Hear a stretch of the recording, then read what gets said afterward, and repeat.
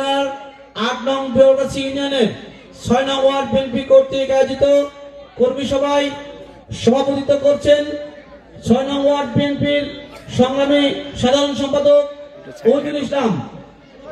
প্রধান অতিথি হিসেবে উপস্থিত আছেন উত্তরাঞ্চলের কৃতি সন্তান বিএনপির জাতীয় নির্বাহী কমিটির ত্রাণ ও পুনর্বাসন বিষয়ক সহ সম্পাদক, রাজশাহী মহানগর বিএনপির সাবেক সফল সাধারণ সম্পাদক, বারবার কারা নির্যাতিত মৃত্যুঞ্জয় নেতা, আগামী ত্রয়োদশ জাতীয় সংসদ নির্বাচনে বিএনপি মনোনীত ধানের শীষের প্রার্থী জননন্দিত জননেতা জনাব অ্যাডভোকেট শফিকুল হক মিলন সহ মঞ্চে উপস্থিত বিভিন্ন পর্যায়ের নেতৃবৃন্দ, আমার সামনে উপস্থিত বিভিন্ন পর্যায়ের নেতা কর্মী সমর্থকবৃন্দ, সবাইকে জানাই আমার প্রাণপ্রিয় সংগঠন বাংলাদেশ জাতীয়তাবাদী যুবদল রাজশাহী জেলা শাখার পক্ষ থেকে প্রাণ ঢালা শুভেচ্ছা ও অভিনন্দন এবং সালাম।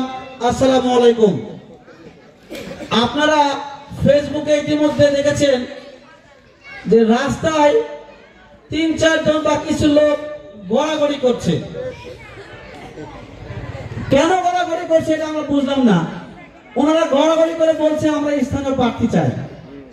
আমি ওনাদেরকে বলতে চাই, যখন 2018 সালে দেশনেত্রী বেগম খালেদা জিয়াকে মিথ্যা মামলায় কারাগারে পাঠানো হয়েছিল, তখন আপনাদের এই গড়াগড়ি কোথায় ছিল?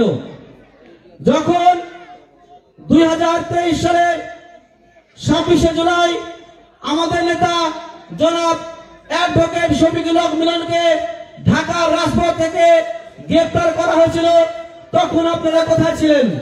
তাই গড়াগড়ি করে কাপড় চোপড় ময়লা না করে আসুন আমরা সকলে ঐক্যবদ্ধ হয়ে ধানের শীষকে বিজয় করার জন্য কাজ করি।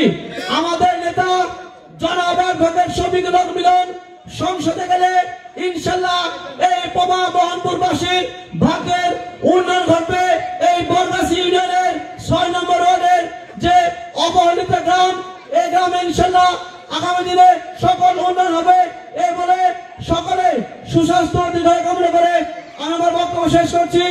বাংলাদেশ জিন্দাবাদ, বাংলাদেশ জাতীয়তাবাদী যুবদল জিন্দাবাদ, শহীদ রাষ্ট্রপতি জিয়াউর রহমান অমর হোক, দেশনেত্রী বেগম খালেদা জিয়া যুগ যুগ জিও, তারেক রহমান জিন্দাবাদ, অ্যাডভোকেট শফিকুল হক মিলন জিন্দাবাদ। আসসালামু আলাইকুম।